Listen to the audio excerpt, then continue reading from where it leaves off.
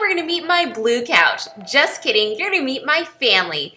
This is my daddy-o, my mom, me, and my baby sis, Jacqueline, who you've seen in a bunch of my cardio videos. Today I want to share with you who we are, where we're from, and how we got here. My parents have a truly incredible story that was a part of history in the making. You'll get to know why I am the way I am, why I fight the way I do, and also what it was like growing up Asian American.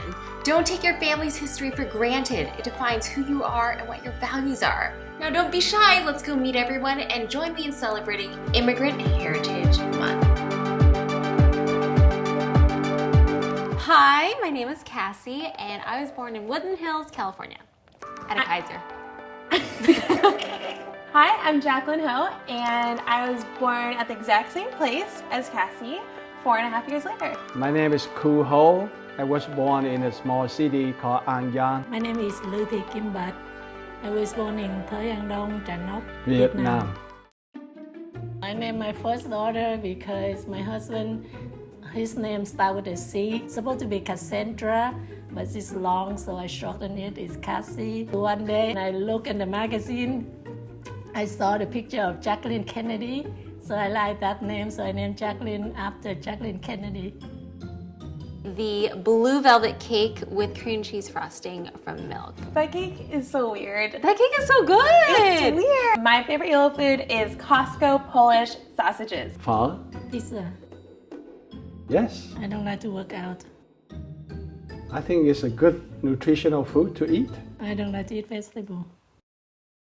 I moved to America because sooner or later I'm going to be drafted and I got to be put in the battlefield to kill someone, or I will be killed. At that time, the communists took over and they took all the family business and we didn't have much money. And after good school I went to, and I don't think I have a good career after I finished school. So I know that Mom was finishing up college and she wanted to leave. She felt like there was no future for her. So I asked my parents to let me go.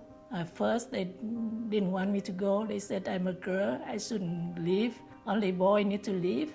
And it's a small boat about 20 meters long and 4 meters wide. And for 7 days, 7 nights. I didn't have any food, no water. She always tells that story about giving that woman her soup. Do you remember that story? No. They were passing out soup to everyone and my mom was being very nice and compassionate and she's like, oh, here, old woman, you can have my soup.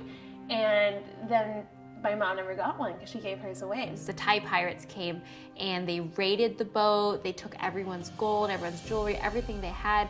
And they raped a lot of young girls.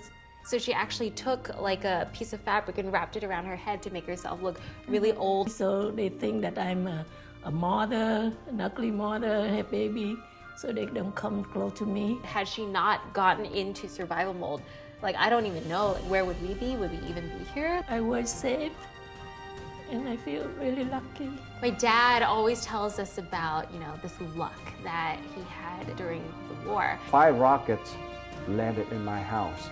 At midnight, somebody came. His parents both got up to open the door and some person wanted a cup of water. They both stood up together and walked to the door. And during this exact moment in time, one rocket got launched. It blew right at their bed.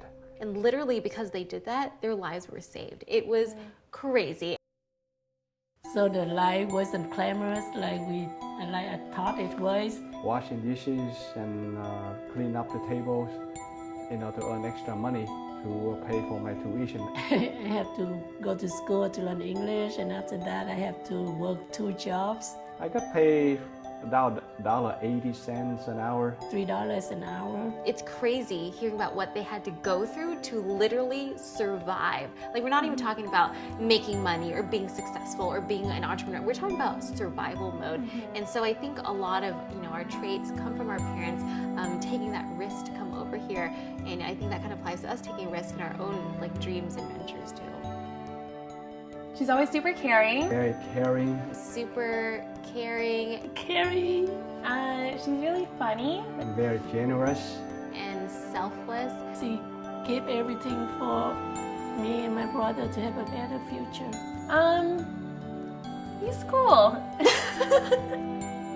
I feel like my dad and I have had this like love-hate relationship for a very long time, and I think it's interesting because I get mad at him a lot because I think that we're very similar.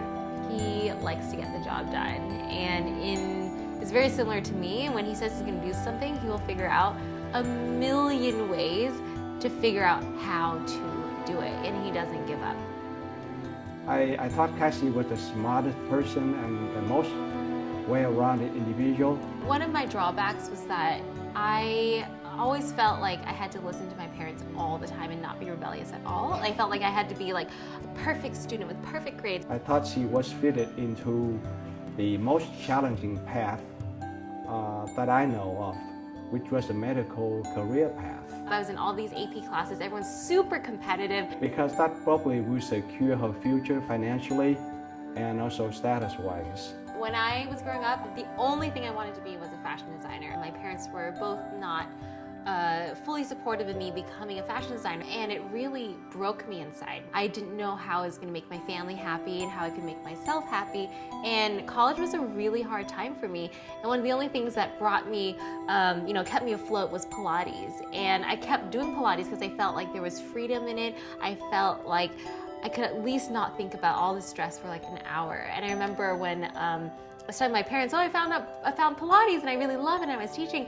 and they were like, you need to quit, you need to stop. And I was like, why? And they were like, well, because you need to keep studying for physics, keep studying. And I was like, no, but this really makes me happy. I just think sometimes you guys just gotta really believe in yourself and trust yourself, because if you're not gonna believe, no one's gonna do it for you. I learned that everybody has their own destiny. I cannot change destiny. Yeah, I'm really proud of Cassey and Jacqueline that they follow their dream, even they don't listen to us.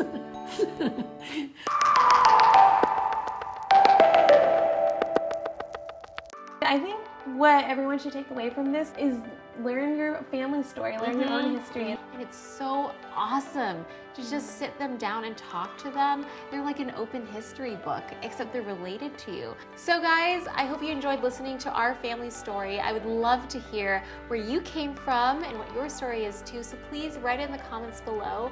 We'd love to read that. Awesome. Thanks for listening, guys. Bye.